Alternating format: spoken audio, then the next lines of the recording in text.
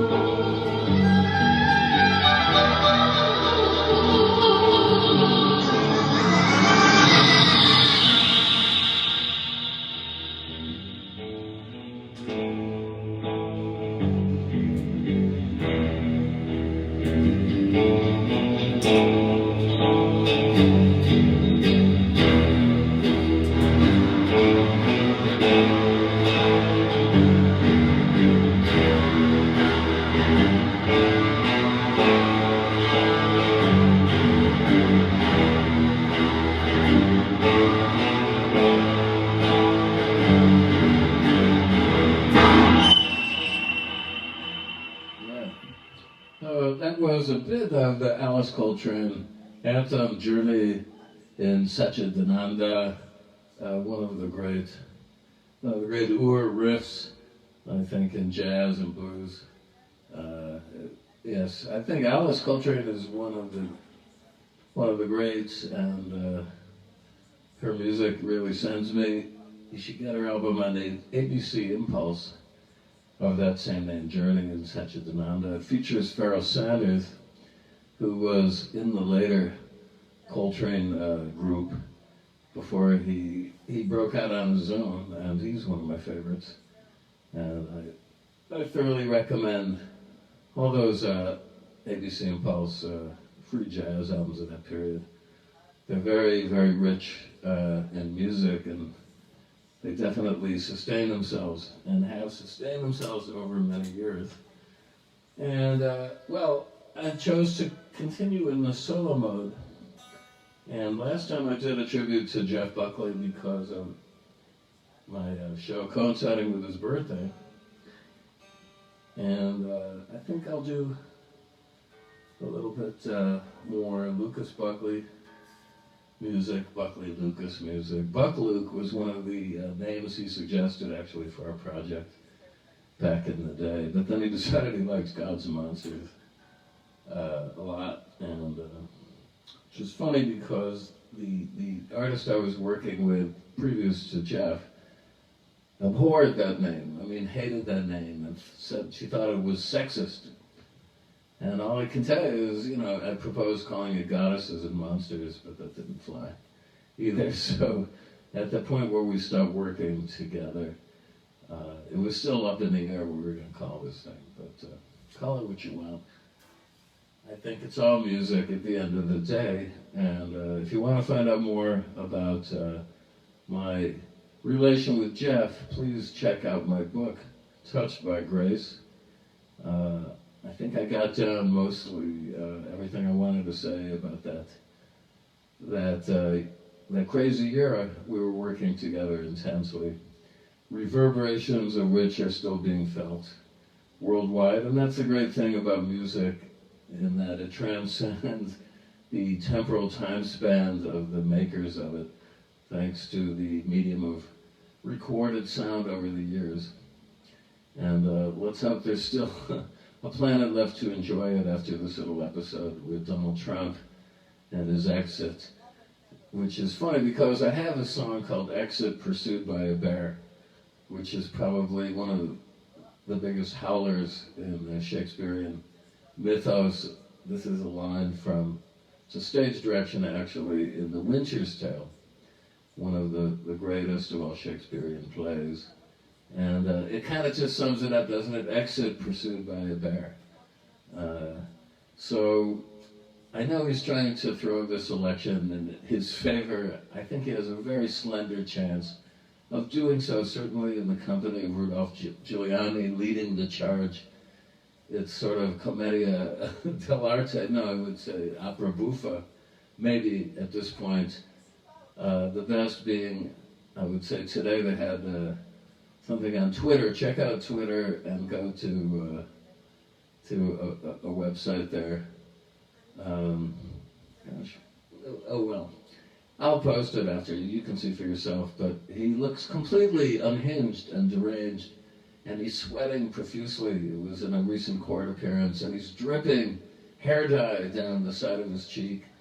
It's a kind of a sorry spectacle, but maybe not so sorry. I mean, kind of a welcome diversion from the actual, subversion of the democratic process, which we're watching attempted to be enacted in slow motion. I mean, certainly everyone now should be pinned down in their domiciles. I think the news is not too good about the COVID spiking everywhere. Certainly in the U.S. We're at 250,000 deaths, and there's still no succinct plan.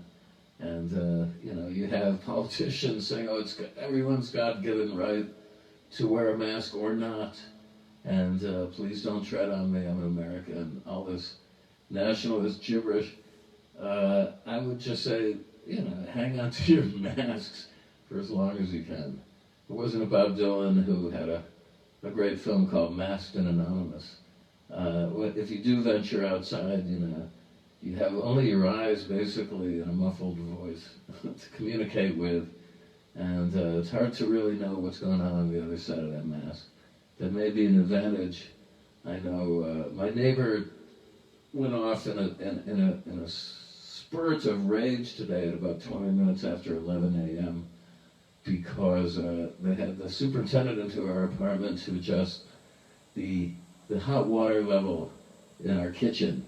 I get up pretty early every day when I'm not on tour, and at 7:30 a.m. this morning, it took over 10 minutes for the tap to heat up, the hot water tap in our kitchen, to render it safe to wash a dish, which wasn't too good, so I had the super up here adjusting levels and checking, and it sent Lulu into a barking fit.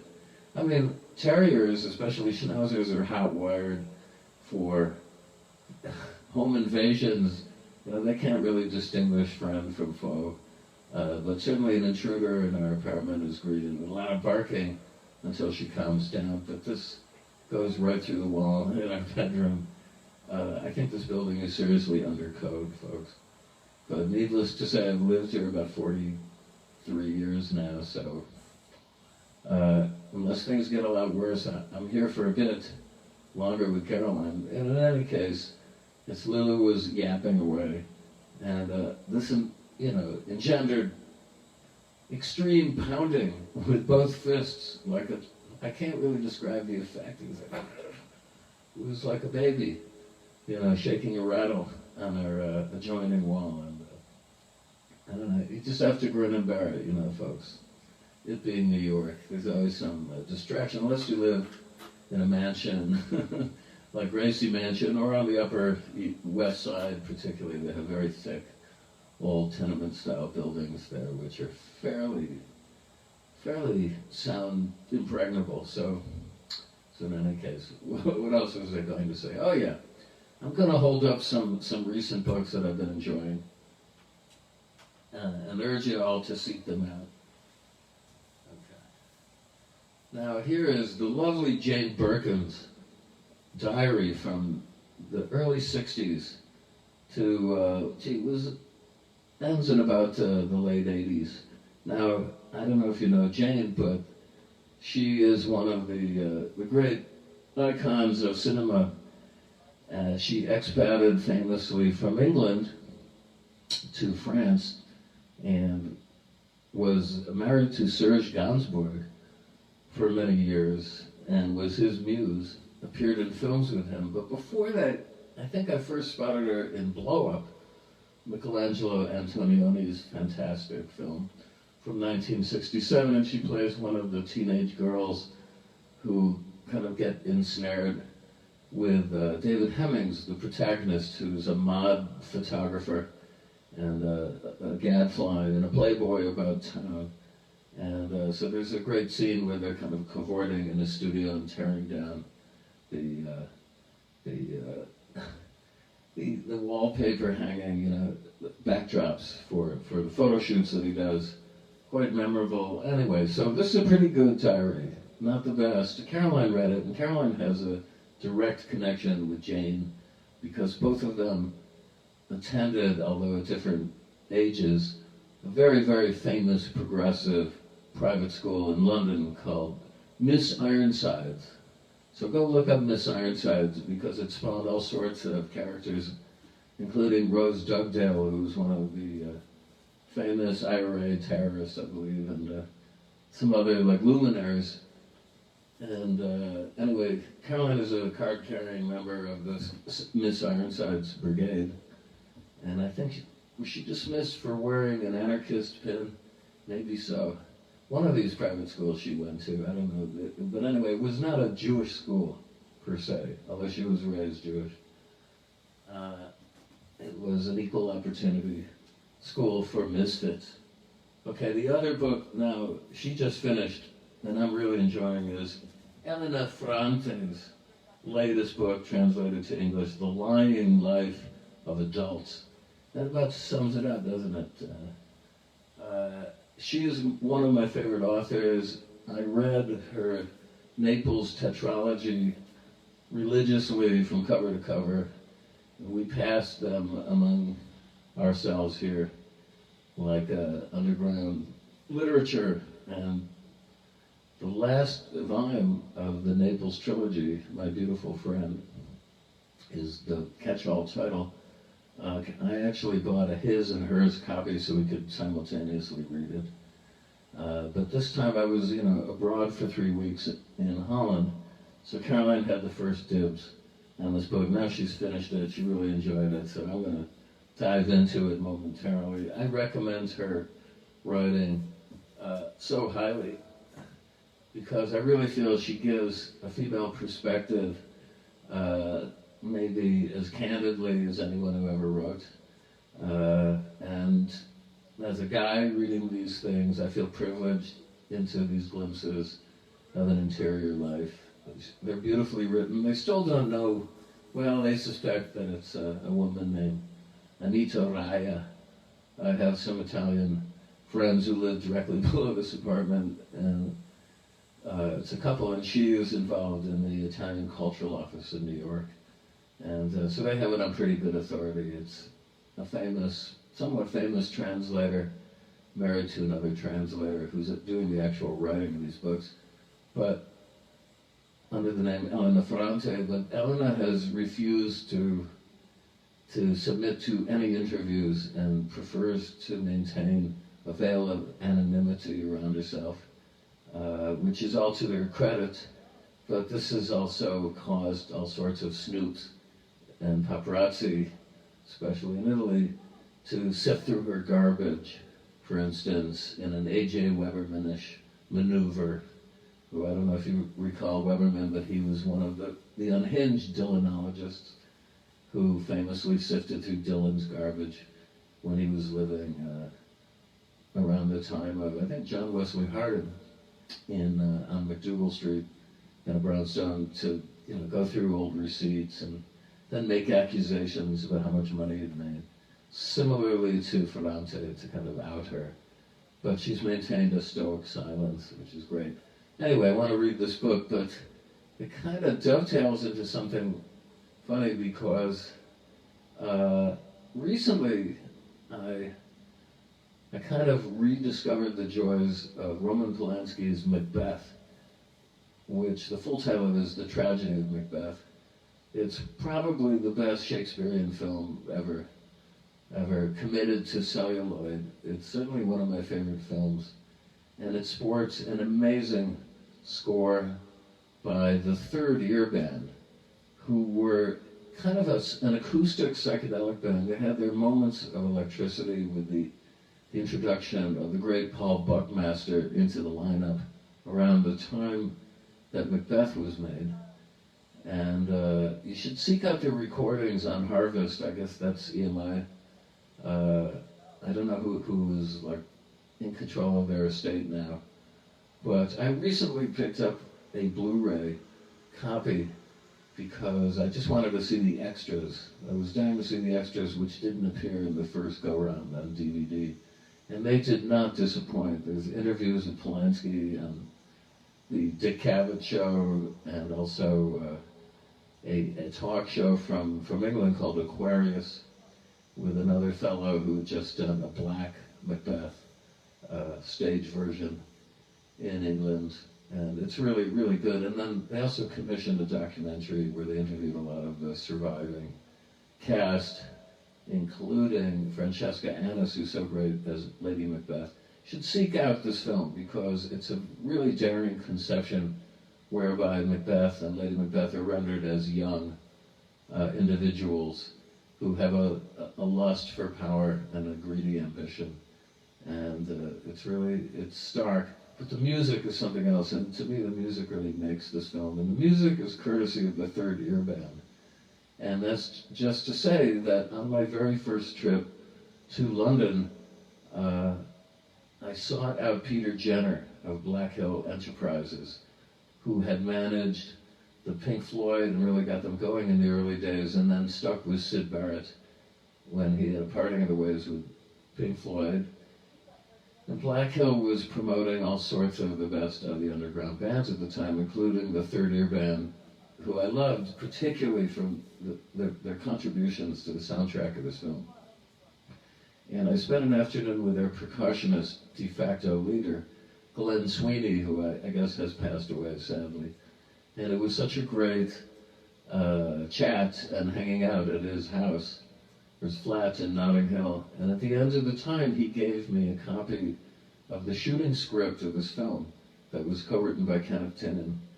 And it has an embossed bloody fingerprint on the cover that was, I guess, their logo or insignia while they were making this film. And I will cherish the script forever. It's over on the shelf there in a safe place. Anyway, check that out. And it got me to thinking, because I think, I'm also very enamored of Popol Vuh and their soundtracks for Werner Herzog's films. And I wondered if Herzog had the idea to use them after seeing this Polanski film, had the idea of using Popol Vuh after hearing Third Ear Band's contributions to Macbeth, because they're so unusual as film music, and they're based a lot on the drone. And the drone is very much a part of my own music. So, okay, I digress. I got a few minutes left. I will play some more guitar for you. Oh yeah, I said I would do Jeff Buckley, Jerry Lucas song. So this is the music to Mojo Pen. And this is something that I composed sitting right here in this same chair in 1991. And basically, how did I do it? Well, I just passed my fingers over the strings until I heard magic notes. And then I had a little DAT player right here, which has since gone into the junkyard. But every time I would hear something interesting while I was improvising, I'd record it. And thus the whole thing got built up out of originally some motifs. And then, I tried whatever seemed to work, and gradually the outline and contours of this instrumental appeared.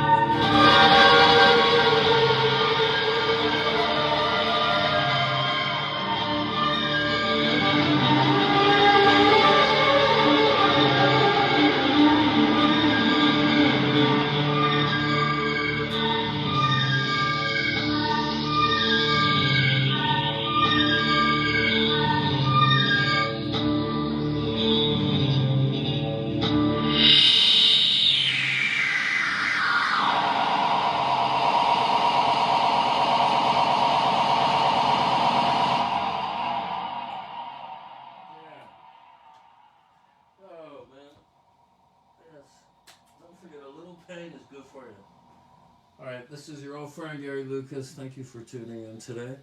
And I will see you on Saturday. And until that time, please take care of yourself. Be safe. Wear that mask. And be cool. Okay, take care. I love you.